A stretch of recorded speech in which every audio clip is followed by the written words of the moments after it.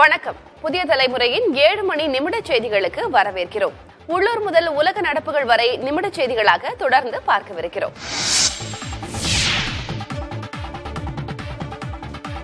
சென்னை வர்த்தக மையத்தில் நடைபெறவுள்ள வைக்கம் போராட்டம் நூற்றாண்டு சிறப்பு விழாவில் தமிழக முதலமைச்சர் மு.க.ஸ்டாலின் மற்றும் கேரள முதலமைச்சர் பினராயி விஜயன் ஆகியோர் பங்கேற்க உள்ளனர். கேரள மாநிலம் வைக்கத்தில் மகாதேவர் கோயிலை சுற்றியுள்ள தெருக்களில் தாழ்த்தப்பட்டவர்கள் நடந்து செல்வதற்கு தடை விதிக்கப்பட்டிருந்தது. இதை எதிர்த்து 24ஆம் ஆண்டு மிகப்பெரிய போராட்டம் நடைபெற்றது. இதில் தந்தை பெரியார் கலந்து கொண்டு இருமுறை சிறை சென்றார். பின்னர் வைக்கம் தெருவில் தாழ்த்தப்பட்டவர்கள் நடக்க விதிக்கப்பட்ட தடை நீக்கப்பட்டது. இந்த போராட்ட வெற்றியின் 100ஆம் ஆண்டினை குறிக்கும் வகையில் தமிழக முதலமைச்சர் சட்டப்பேரவையில் 110 விதியின் கீழ் சில அறிவிப்புகளை வெளியிட்டிருந்தார். இந்த அறிவிப்புகளின் தொடர்ச்சியாக தமிழக அரசின் சார்பில் வைக்கம் போராட்டம் நூற்றாண்டு சிறப்பு விழா நாளை காலை சென்னை வர்த்தக மையத்தில் நடைபெறும் என தெரிவிக்கப்பட்டுள்ளது. விழாவில் முதலமைச்சர் மு.க.ஸ்டாலின் நூற்றாண்டு மலரை வெளியிட்டு விழா பேருரை நிகழ்த்துள்ளார். பெரியாரும் வைக்கம் போராட்டமும் என்ற நூலை பினராயி விஜயன் வெளியிட்டு முன்னிலை உரையாற்றியுள்ளார். எண்ணூரில் கடலுக்கு அடியில் பதியப்பட்ட குழாயில் அமோனியா கசிவு ஏற்பட்டதால் சுற்றுவட்டார பகுதிகளில் 15க்கும் மேற்பட்டோருக்கு மூச்சு திணறல் ஏற்பட்டது. சென்னை எண்ணூரில் உள்ள கோரமண்டல் இன்டர்நேஷனல் லிமிடெட் எனும் நிறுவனம் திருவொற்றியூர் தாலுகா எர்ணாவூர் கிராமத்தில் உர தொழிற்சாலை ஒன்றையும் கத்திவாக்கம் கிராமத்தில் அமோனியா சேமிப்பு கிடங்கு ஒன்றையும் இயக்கி வருகிறது. இந்த ஆலைக்கு கடற்கரையிலிருந்து 3 கிலோமீட்டர் தொலைவில் கப்பல்களிலிருந்து திரவ அமோனியா கடலுக்கடியில் பதியப்பட்ட குழாய் மூலமாக பெறப்பட்டு வருகிறது. இந்த குழாயில் ஏற்பட்ட கசிவு காற்றில் கலந்து சின்னக்குப்பம், பெரியகுப்பம், நேதாஜி நகர், பர்மா நகர் ஆகிய பகுதிகளில் கடும் நெடியுடன் கூடிய கண்ணெரிச்சல் பாதிப்பை ஏற்படுத்தியுள்ளது. இதனால் பொதுமக்கள் பல கிலோமீட்டர் தொலைவில் இருக்கக்கூடிய சமுதாய நலக்கூடம், தேவாலயங்களில் தஞ்சமடைந்துள்ளனர். 15க்கும் மேற்பட்டவர்கள் தனியார் மருத்துவமனையில் மூச்சு திணறல் காரணமாக சிகிச்சைக்காக அனுமதிக்கப்பட்டுள்ளனர்.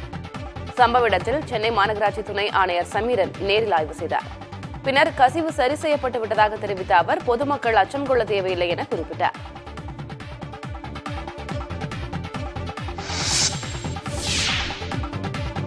டெல்லியில் உள்ள இஸ்ரேல் தூதரகம் அருகே வெடிகுண்டு ஒன்று வெடித்ததால் பதற்றம் ஏற்பட்டுள்ளது. நேற்று மாலை 5 மணி அளவில் இஸ்ரேல் தூதரகம் அருகே வெடி சத்தம் கேட்டது. இதனால் அதன் அருகில் இருந்த மக்கள் அச்சமடைந்தனர். தகவல் அறிந்து விரைந்து வந்த டெல்லி காவல்துறையினர் விசாரணை மேற்கொண்டனர். மேலும் அசம்பாவிதங்களை தடுக்க தீயணைப்பு வீரர்களும் வெடிகுண்டு நிபுணர்களும் சம்பவ இடத்திற்கு விரைந்தனர். இஸ்ரேல் தூதரகம் அருகே கைரேகை நிபுணர்கள் மற்றும் குற்றப்பிரிவு காவல்துறையினரும் விசாரணையை தொடங்கினர். என்ஐஏ அதிகாரிகளும் அங்கு ஆய்வு செய்துள்ளனர். வெடிகுண்டு வெடித்த இடத்திலிருந்து கடிதம் ஒன்று கிடைத்திருக்கிறது. அந்த கடிதம் ஆய்வுக்கூடத்திற்கு அனுப்பி வைக்கப்பட்டிருக்கிறது. இதனிடையே இந்தியாவுக்கு செல்வதை இஸ்ரேல் மக்கள் தவிர்க்க வேண்டும் என இஸ்ரேல் அரசு அறிவுறுத்தியுள்ளது. டெல்லியில் நடத்தப்பட்ட தாக்குதல் தீவிரவாத தாக்குதலாக இருக்கலாம் என்று கருதுவதாக இஸ்ரேல் தெரிவித்திருக்கிறது.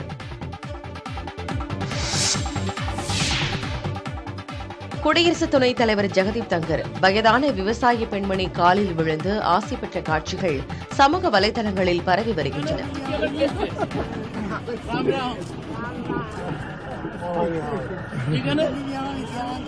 ஹரியானா மாநிலம் ஹிசர் நகரில் உள்ள எருமை மாடுகள் குறித்த ஆராய்ச்சி மையத்தில் நடைபெற்ற நிகழ்ச்சி ஒன்றில் அவர் கலந்து கொண்டார். இதில் பல்வேறு பகுதிகளைச் சேர்ந்த விவசாயிகளும் கலந்து கொண்டனர். அப்போது விவசாயிகளுடன் உரையாடிய ஜெகதீப் தங்கர் வயதான பெண் விவசாயி ஒருவரின் காலில் விழுந்து வணங்கினார். மேலும் புதிய நாடாளுமன்ற வளாகத்தை பார்வையிட வருமாறு விவசாயிகளுக்கு அவர் அழைப்பு விடுத்தார். பெண் விவசாயி காலில் விழுந்து குடியரசு துணைத் தலைவர் ஜெகதீப் தங்கர் ஆசி பெற்ற காட்சிகள் சமூக வலைதளங்களில் பரவி வருகின்றன.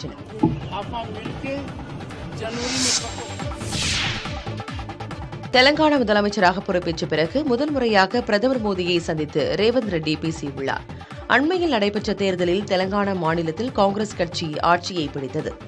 இளம் தலைவராக அறியப்படும் ரேவந்த் ரெட்டி முதலமைச்சராக பொறுப்பேற்றார். இந்நிலையில் டெல்லியில் தெலங்கானா முதலமைச்சர் ரேவந்த் ரெட்டி மற்றும் துணை முதலமைச்சர் பாட்டி விக்ரமார்கா மல்லு ஆகியோர் பிரதமர் மோடியை சந்தித்து பேசினர்.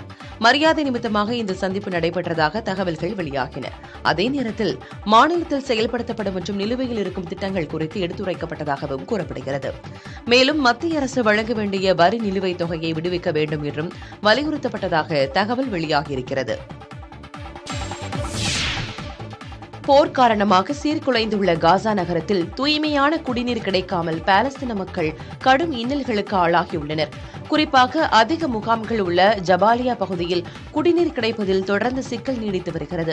இந்த பகுதியில் மட்டும் 8 முகாம்கள் உள்ளன.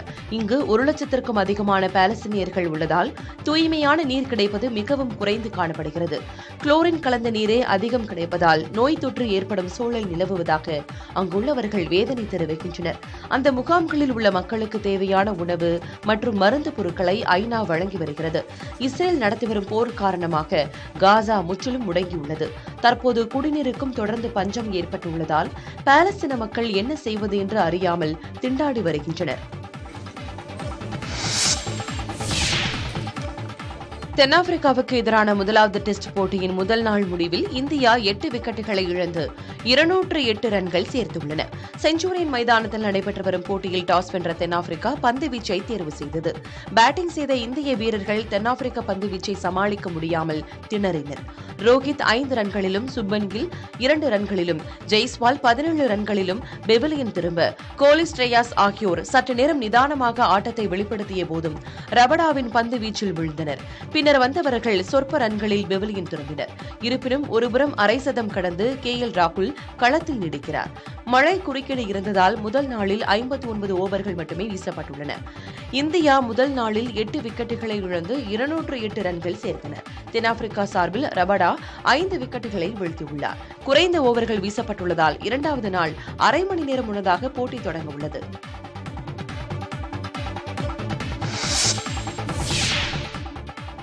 தென்னாப்பிரிக்காவுக்கு எதிராக டெஸ்ட் போட்டியில் அதிக ரன்கள் விளாசிய இந்தியர்கள் பட்டியலில் விராட் கோலி 3வது இடத்தை பிடித்துள்ளார். தென்னாப்பிரிக்காவுக்கு எதிரான 14 போட்டிகளில் விளையாடியிருந்த விராட் கோலி 1236 ரன்கள் எடுத்திருந்தார்.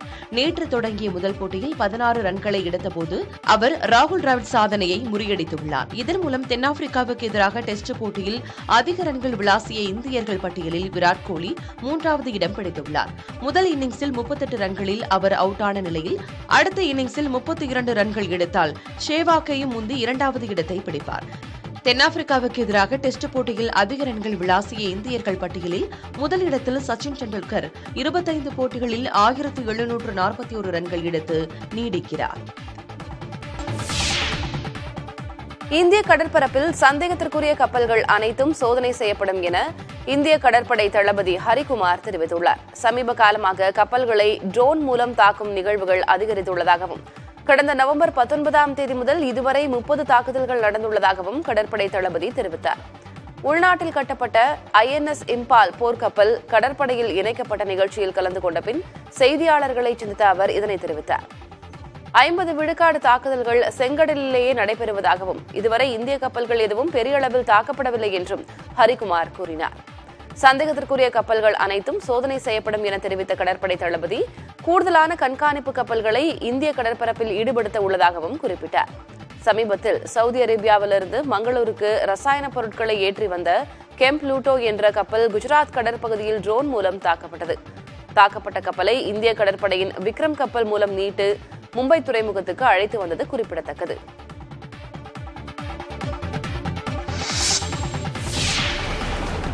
மல்யுத்த வீராங்கனை வினேஷ் போகத் தனது கேல் ரத்னா மற்றும் அர்ஜுனா விருதுகளை திருப்பி அளிக்க விரும்புவதாக தெரிவித்துள்ளார். பிரதமர் மோடிக்கு எழுதிய கடிதத்தில் சாக்ஷி மாலிக் மல்யுத்தத்தை விட்டு வெளியேறி இருப்பதையும் பஜ்ரங் புனியா தனது பத்மஸ்ரீ விருதை திருப்பி அளித்து இருப்பதையும் சுட்டிக்காட்டிய அவர் நாட்டிற்காக பதக்கம் வென்ற வீரர் வீராங்கனைகள் இதனை செய்ய வேண்டிய கட்டாயம் என்ன என கேள்வி எழுப்பியுள்ளார். நீதிக்காக ஓராண்டாக போராடி வரும் தங்களை யாரும் கவனிக்கவில்லை என்றும் அவர் வேதனையுடன் கூறினார். பதக்கம் வென்றபோது ஒட்டுமொத்த நாடும் தங்களை பெருமையாக பார்த்ததாகவும் நீதிக்காக குரல் எழுப்பிய போது துரோகிகள் என அழைக்கப்படுகிறோம் என்றும் வீராங்கனை வினேஷ் போகத் கூறினார். கண்ணியத்துடன் வாழும் தங்களுக்கு விருதுகள் சுமையாகிவிடக் கூடாது என கடிதத்தில் குறிப்பிட்டுள்ள அவர் தனது கேல் ரத்னா மற்றும் அர்ஜுனா ஆகிய விருதுகளை திருப்பி அனுப்ப விரும்புவதாக குறிப்பிட்டுள்ளார். பாலியல் குற்றச்சாட்டுக்கு உள்ளான பிரிஜ் பூஷனுக்கு நெருக்கமான சஞ்சய் சிங் மல்யுத்த கூட்டமைப்பின் தலைவராக தேர்வு செய்யப்பட்டதற்கு வீரர் வீராங்கனைகள் இடையே எதிர்ப்புகள் கிளம்பின.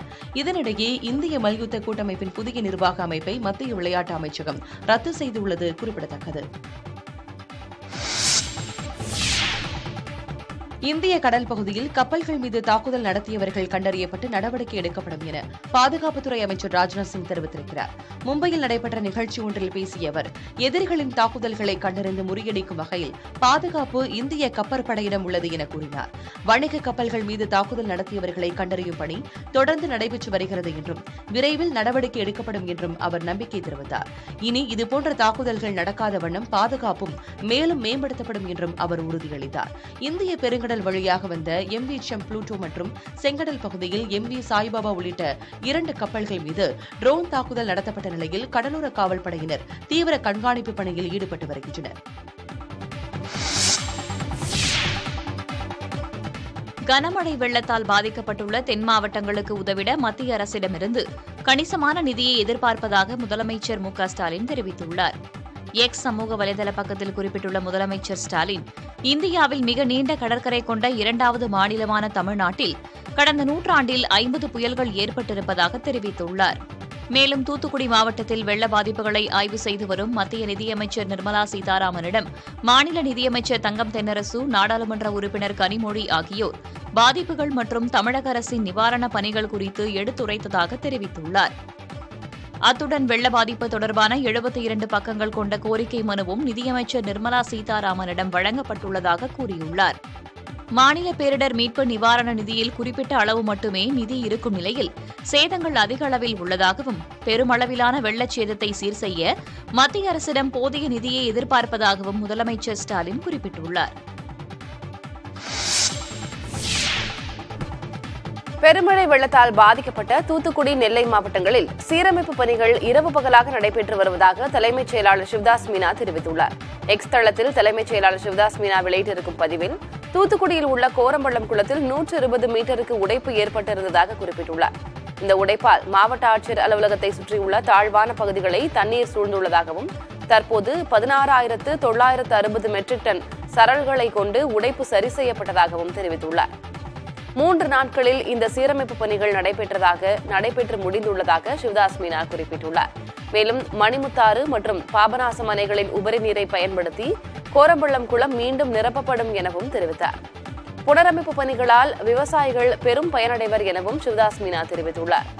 பெருமழையால் பாதிக்கப்பட்ட தூத்துக்குடி, நெல்லை மாவட்டங்களில் மின்சாரம், குடிநீர், சாலைகள் உள்ளிட்டவைகளை சீரமைக்கும் பணிகள் இரவு பகலாக நடைபெற்று வருவதாகவும் சிவதாஸ் மீனா தெரிவித்துள்ளார்.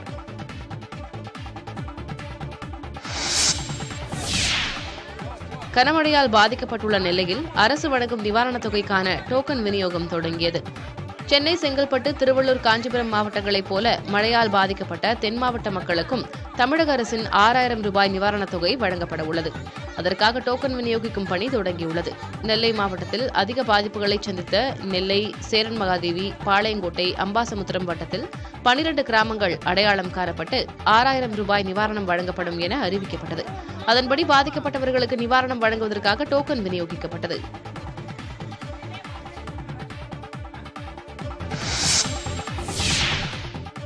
மும்பையில் ரிசர்வ் வங்கி உட்பட 11 இடங்களில் வெடிகுண்டு வைக்கப்பட்டுள்ளதாக அடையாளம் தெரியாத நபர்களால் மிரட்டல் விடுக்கப்பட்டிருக்கிறது. ரிசர்வ் வங்கி, HDFC மற்றும் ICICI வங்கிகளுக்கு மின்னஞ்சல் மூலமாக இந்த தகவல் அனுப்பப்பட்டிருக்கிறது. அதில் இந்திய வரலாற்றில் மிகப்பெரிய மோசடியில் இந்த வங்கிகள் ஈடுபட்டுள்ளதாக குறிப்பிடப்பட்டுள்ளது. இதில் மத்திய நிதியமைச்சர் நிர்மலா சீதாராமன் மற்றும் ரிசர்வ் வங்கி ஆளுநர் சக்தி காந்ததாஸுக்கு தொடர்பு உள்ளதால் அவர்கள் பதவி விலக வேண்டும் எனவும் வலியுறுத்தப்பட்டுள்ளது.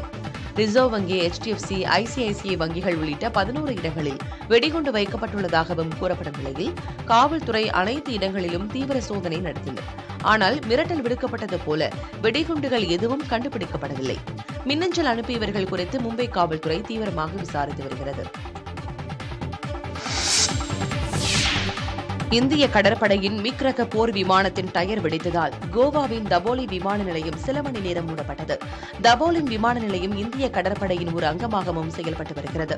இங்கு இந்திய கடற்படையின் பாதுகாப்பு மற்றும் பயிற்சிகள் நடத்தப்படுவது வழக்கம். அதன்படி கடற்படைக்கு சொந்தமான MiG-29K என்ற விமானம் புறப்பட தயாரான போது டயர் வெடித்தது. இந்த விபத்தில் நல்வாய்ப்பாக யாருக்கும் எந்த காயமும் ஏற்படவில்லை. இந்த விபத்து காரணமாக சில மணி நேரம் விமான நிலையம் மூடப்பட்டதால் 7 விமானங்கள் கோவா சர்வதேச விமான நிலையத்திற்கு திருப்பி அனுப்பப்பட்டன. கிரேன் உதவியுடன் MiG-29K விமானம் மீட்கப்பட்டது. மீண்டும் விமான நிலையம் செயல்பட தொடங்கியது. இந்த விபத்து தொடர்பாக கடற்படையினர் விசாரணையை தொடங்கியுள்ளனர்.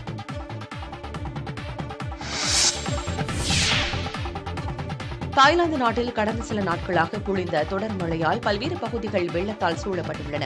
தெற்கு மாகாணங்களின் பகுதிகளில் கனமழை கொட்டித்திருந்தது. இதன் காரணமாக மழைநீர் குடியிருப்புகளை சுற்றி தேங்கியுள்ளன. கார்கள், இருசக்கர வாகனங்கள் வெள்ளத்தில் சிக்கியுள்ளன. ஒரு சில பகுதிகளில் கழுத்து அளவிற்கு தண்ணீர் தேங்கியுள்ளதால் அந்த பகுதியில் உள்ள மக்களை மீட்புக் குழுவினர் பத்திரமாக மீட்டு முகாம்களில் தங்க வைக்கப்படுகின்றனர். 1000க்கும் மேற்பட்ட வீடுகளில் வெள்ள நீர் புகுந்துள்ளதால் பொதுமக்கள் கடும் பாதிப்புக்கு உள்ளாகியுள்ளனர். குறிப்பாக நராத்திவாட் மாகாணத்தில் கடும் சேதங்கள் ஏற்பட்டுள்ளன. அந்த மாகாணம் முழுவதும் வெள்ளம் சூழ்ந்திருப்பதால் போக்குவரத்து முற்றிலும் முடங்கியுள்ளது. அந்த பகுதிகளில் மீட்புப் பணிகள் மேற்கொள்வதிலும் தொடர்ந்து சிக்கல் நீடித்து வருகிறது. மண்டல மற்றும் மகரவிளக்கு பூஜைக்காக கடந்த நவம்பர் 16ஆம் நாள் சபரிமலை கோயில் நடை திறக்கப்பட்டது. டிசம்பர் 25ஆம் நாளுடன் முடிவடைந்த 39 நாட்களில் மட்டும் 204 கோடியே 30,76,704 ரூபாய் வருவாயாக கிடைத்ததாக திருவிதாங்கூர் தேவஸ்வம் போர்டு தலைவர் பிரசாந்த் கூறினார். இதில் காணிக்கையாக 63 கோடியே 89,10,320 ரூபாயும், பிரசாதமான அரவணை விற்பனை மூலம் 96 கோடியே 32,44,610 ரூபாயும் கிடைத்துள்ளது. அப்பம் விற்பனை மூலம் 12 கோடியே 38,76,720 ரூபாயும் கிடைத்துள்ளதாக தேவஸ்வம் போர்டு தலைவர் குறிப்பிட்டார்.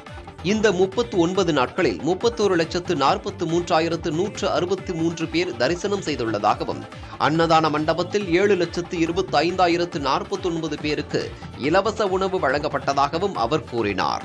மண்டல பூஜை முடிந்து டிசம்பர் 27ஆம் நாள் இரவு 11 மணிக்கு நடை அடைக்கப்படும் எனவும், மகரவிளக்கு உற்சவத்திற்கு வரும் டிசம்பர் 30ஆம் நாள் நடை திறக்கப்படும் என்றும் தேவஸ்வம் போர்டு தலைவர் தெரிவித்தார்.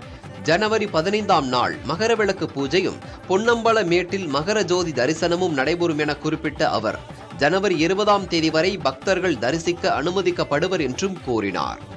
ஜனவரி 21ஆம் நாள் பந்தள மகாராஜா குடும்பத்தினர் தரிசனத்திற்கு பின்னர் நடை அடைக்கப்பட்டு சாவி மகாராஜா குடும்பத்தினர் வசம் ஒப்படைக்கப்படும் எனவும் தேவஸ்வம் போர்டு தலைவர் பிரசாந்த் தெரிவித்தார். தேமுதிக தலைவர் விஜயகாந்த் மருத்துவ சிகிச்சைக்காக மீண்டும் மருத்துவமனையில் அனுமதிக்கப்பட்டுள்ளார். இதுகுறித்து தேமுதிக தலைமை கழகம் வெளியிட்ட அறிக்கையில், தேமுதிக தலைவர் விஜயகாந்த் வழக்கமான பரிசோதனைக்காக மருத்துவமனைக்கு அழைத்து வரப்பட்டுள்ளதாக தெரிவிக்கப்பட்டுள்ளது. பூரண நலத்துடன் விஜயகாந்த் இருப்பதாகவும், பரிசோதனைகள் முடிவடைந்து வியாழக்கிழமையன்று வீடு திரும்புவார் என்றும் அறிக்கையில் தெரிவிக்கப்பட்டுள்ளது. தேமுதிக தலைவர் விஜயகாந்த் ஏற்கனவே 3 வாரத்திற்கு மேலாக மருத்துவமனையில் சிகிச்சை பெற்று வந்த நிலையில் கடந்த 12ஆம் தேதி வீடு திரும்பினார். தொடர்ந்து தேமுதிக பொதுக்குழு கூட்டத்தில் அவர் பங்கேற்றிருந்தார்.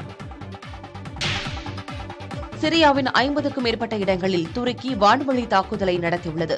குர்திஸ் படையினர் பயன்படுத்தி வரும் இடங்களை கண்டறிந்து இந்த தாக்குதல் நடத்தப்பட்டுள்ளது. குறிப்பாக சிரியாவின் குவாமிஸ்லி, ஐன் அல் அரப், அமுதா உள்ளிட்ட பகுதிகளில் தாக்குதல் நடத்தப்பட்டிருக்கிறது. இது தொடர்பான காணொலி காட்சியினையும் துருக்கி ராணுவம் வெளியிட்டுள்ளது.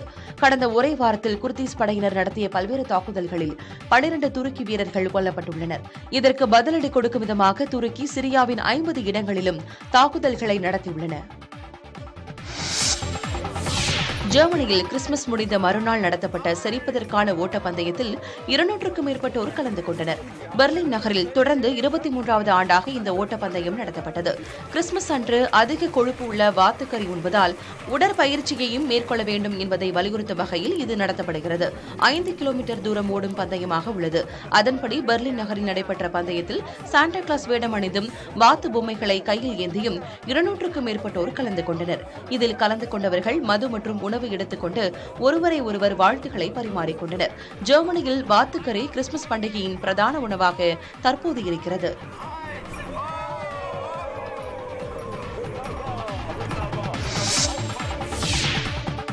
புரோ கபடி லீக் போட்டியில் பாட்னா பைரட்ஸ் அணியை வீழ்த்தி புனேரி பல்டன் வெற்றி பெற்றது. சென்னை நேரு உள் விளையாட்டு அரங்கில் நடைபெற்ற போட்டியின் முதல் பாதியில் புனேரி பல்டன் 22-15 என முன்னிலை பெற்றது. இரண்டாம் பாதியிலும் சிறப்பான ஆட்டத்தை வெளிப்படுத்திய புனேரி பல்டன் 28-46 என்ற கணக்கில் வெற்றி பெற்றது. இன்று நடைபெறவுள்ள ஆட்டத்தில் ஜெய்ப்பூர் பிங்க் பேந்தர்ஸ் மற்றும் தபாங் டெல்லி அணிகள் மோத உள்ளன.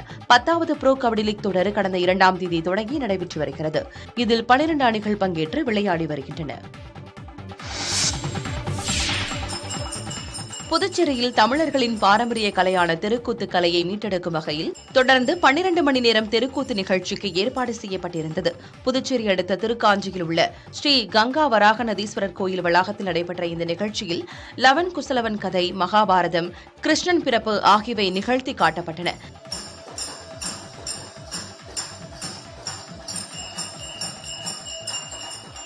இதில் வேளாண் துறை அமைச்சர் தேனி ஜெயக்குமார் நீண்ட நேரம் அமர்ந்திருந்து தெருக்கூத்து நிகழ்ச்சியை கண்டு ரசித்தார். தெருக்கூத்து நிகழ்ச்சிகள் அதிகம் நடைபெறுவதில்லை என தெரிவித்துள்ள கலைஞர்கள் இந்த கலையை மீட்டெடுக்க நடவடிக்கை எடுக்க வேண்டும் என வலியுறுத்தியுள்ளனர். தெருக்கூத்து அதிகமா இப்ப நடக்கல. எங்களுடைய தெருக்கூத்து கலையே அழிஞ்சு போகாத அளவுக்கு திரும்ப உயிருண்டாக்குற மாதிரி இது அப்படிதான் இருக்குது. இதெல்லாம் நிறைய பேர் இப்பெல்லாம் தெருக்கூத்தெல்லாம் பார்க்கறதுக்கு வரமாட்டேன்றாங்க. ஆனா அது மேற்கு அது போல இருக்குது. ஆனா கிழக்க வந்தாக்கா அந்த கலைக்கு மதிப்பு மரியாதை எல்லாம் இருக்குது, அதெல்லாம் குறையில. சிலரும் இருக்காங்க இந்த தெருக்கூத்தும் பேர்ல ஆர்வம் உள்ளவர்கள், இல்லாதில்லை. படிச்சவங்கல இருந்து அவங்க உத்தியோகத்தில் இருக்கும் யாரா இருந்தாலும் இந்த தெருக்கூத்தும் பேர்ல ஆர்வமுள்ள ஒரு சிலர் தான் இருக்காங்க. அப்ப ஏராளமா இருந்தாங்க. அழிஞ்சுக்கிட்டு வர கலை இது போல ஒரு வருஷமும் ஊக்கம் கொடுத்து இந்த கலையை வளர்த்தா நல்லா இருக்கும். வன்கொடுமை தடுப்புச் சட்டத்தின் கீழ் கைது செய்யப்பட்ட சேலம் பெரியார் பல்கலைக்கழக துணைவேந்தர் நீதிமன்ற பிணையில் விடுவிக்கப்பட்டுள்ளார். சேலம் பெரியார் பல்கலைக்கழகத்தில் 2021ஆம் ஆண்டு முதல் துணைவேந்தராக பணியாற்றி வந்த ஜெகநாதன் சட்டவிரோதமாக அரசு நிதியை பயன்படுத்தியதாக புகார் எழுந்தது. இது தொடர்பாக பல்கலைக்கழக தொழிலாளர்கள் நலச்சங்க சட்ட ஆலோசகர் இளங்கோவன் அளித்த புகாரின்படி காவல்துறையினர் விசாரணை மேற்கொண்டனர். அதன்படி பியூச்சர் பவுண்டேஷன் என்ற நிறுவனத்தை தொடங்கி பல்வேறு முறைகேடுகளில் துணைவேந்தர் ஜெகநாதன் ஈடுபட்டது தெரியவந்தது. மேலும் இதுகுறித்து புகார் அளித்தவரை சாதி பெயர் கூறி திட்டியதால் வன்கொடுமை மற்றும் மோசடி வழக்கில் ஜெகநாதன் கைது செய்யப்பட்டார். அவருக்கு உறுதுணையாக இருந்த பதிவாளர் தங்கவேல், பேராசிரியர்கள் சதீஷ், ரமேஷ் கண்ணா ஆகியோர் மீதும் 9 பிரிவுகளின் கீழ் வழக்கு பதிவு செய்யப்பட்டுள்ளது. இதனிடையே சேலம் நீதிமன்றத்தில் ஆஜர்படுத்தப்பட்ட அவரை நிபந்தனை பிணையில் விடுவித்து நீதிபதி உத்தரவிட்டுள்ளார். சபரிமலையில் தங்க அங்கியில் உள்ள ஐயப்பனுக்கு மகா தீபாராதனை நடத்தப்பட்டது. சபரிமலை ஐயப்பன் கோயிலில் மண்டல பூஜைக்காக நடை திறக்கப்பட்டு நாள்தோறும் ஏராளமான பக்தர்கள் வருகை தருகின்றனர். இந்நிலையில் இன்று மண்டல பூஜை நடத்தப்பட உள்ளது. இதற்கு முன்னதாக திருவிதாங்கூர் மகாராஜாவான சித்திரை திருநாள் பாலராமவர்மா அளித்த 451 பவுன் தங்க அங்கி ஐயப்பனுக்கு அணிவித்து சிறப்பு வழிபாடு நடத்தப்பட்டது. பக்தர்களின் சரண கோஷங்கள் முழங்க மணியோசைகளோடு ஐயப்பனுக்கு பிடித்த உரிமை இசையோடு மகா தீபாராதனை நடந்தது. இன்று சபரிமலையில் ஐயப்பனுக்கு பிரதான மண்டல பூஜை நடக்கிறது. இதற்கான ஏற்பாடுகள் சிறப்பாக நடத்தப்பட்டு வருகின்றன.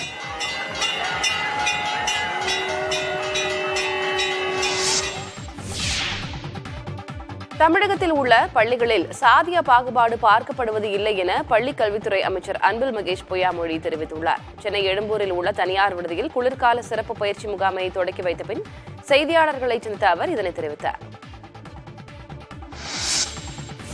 இந்த காலத்துல 2 லைன்லாம் நிக்க வைக்கிறாங்க சாப்பாட்டுக்குங்கிறதுலாம் அதை கண்டிப்பா ஏற்றுக்கொள்ள முடியாது. அது எந்த விதத்துல அதை எடுத்திருக்காங்க we need to study because anyway நாங்க எங்களோட டிபார்ட்மெண்ட் அதை நான் ஃபார்வர்ட் பண்ணியிருக்கோம். HODs மீட்டிங்ல நாங்க டிஸ்கஸ் பண்ணிருக்கோம் நாங்க அதுல. சோ அந்த மாதிரியான என்னை பொறுத்த வரைக்கும் தமிழ்நாட்டில் அது போன்ற ஒரு பாகுபாடு கண்டிப்பாக பள்ளிக்கூடத்துல பார்க்கப்படுதில்லை. எந்த காலத்துல இருந்து அது அந்த சர்வே எடுத்திருக்காங்க எனக்கும் தெரியல. 2 டம்ளர்கள் வச்சிருக்க அதை பத்தி பேசியிருக்காங்க, லைன்ல நிக்கிறத பத்தி சொல்லியிருக்காங்க. ஒரு சில சாதி அமைப்பை சார்ந்திருக்கின்ற மாணவர்கள் இந்தந்த பணிகளில் அவங்க ஈடுபட வேண்டும் என்று சொல்லியிருக்காங்க. கண்டிப்பாக அது போன்ற நிலை, ஏன்னா நம்ம டீச்சர்ஸும் சரி அந்த பள்ளி வளாகத்தில் இருக்கின்ற எஸ்எம்சி நடக்கிறதா இருந்தாலும் சரி பிடி ரொம்ப ஸ்ட்ராங்கா தான் அந்த பிரெமிசஸ் வச்சிருக்காங்க. அந்த முதலமைச்சர் காணொலி காட்சி வாயிலாக திறந்து வைத்த அரசு பள்ளி கட்டடத்திற்கு அதிமுக ஊராட்சி மன்ற தலைவர் பூட்டு போட்டதால் சலசலப்பு ஏற்பட்டது. திருவள்ளூர் மாவட்டம் சின்னநாகப்பூண்டியில் ஊராட்சி ஒன்றிய தொடக்கப்பள்ளிக்கு 28 லட்சம் ரூபாய் மதிப்பீட்டில் 2 வகுப்பறைகள் கொண்ட புதிய கட்டடம் ஒன்று கட்டப்பட்டது. ஒப்பந்ததாரர் சுப்பிரமணி சார்பில் ஊராட்சி மன்ற அதிமுக தலைவர் பார்த்திபன் இந்த பணிகளை மேற்கொண்டார். பள்ளி கட்டடப் பணிகள் முழுமை பெற்றுள்ள நிலையில் ஊராட்சி மன்ற தலைவருக்கு 10 லட்சம் ரூபாய் ஒப்பந்ததாரர் செலுத்த வேண்டியுள்ளதாக கூறப்படுகிறது. இருப்பினும் அதற்கான தொகையை ஒப்பந்ததாரர் இதுவரை செலுத்தவில்லை என்று கூறப்படுகிறது. இந்நிலையில் முதலமைச்சர் மு.க.ஸ்டாலின் காணொலி காட்சி மூலம் அந்த பள்ளி கட்டடத்தை திறந்து வைத்தார். திறப்பு விழாவில் பங்கேற்க வட்டார வளர்ச்சி அலுவலர், வட்டார கல்வி அலுவலர்கள் ஆகியோர் சென்றபோது பள்ளி கட்டட கதவுகளை பூட்டி அதிமுக ஊராட்சி மன்ற தலைவர் பார்த்திபன் அதற்கு எதிர்ப்பு தெரிவித்தார். பிறகு 2 மணி நேரம் அதிகாரிகள் காத்திருந்தும் கதவுகள் திறக்கப்படாததை தொடர்ந்து காவல்துறையினர் பாதுகாப்புடன் பள்ளி வளாக திறப்பு நிகழ்ச்சி நடைபெற்று முடிந்தது. இதனால் அந்த பகுதியில் சிறிது நேரம் சலசலப்பு ஏற்பட்டது.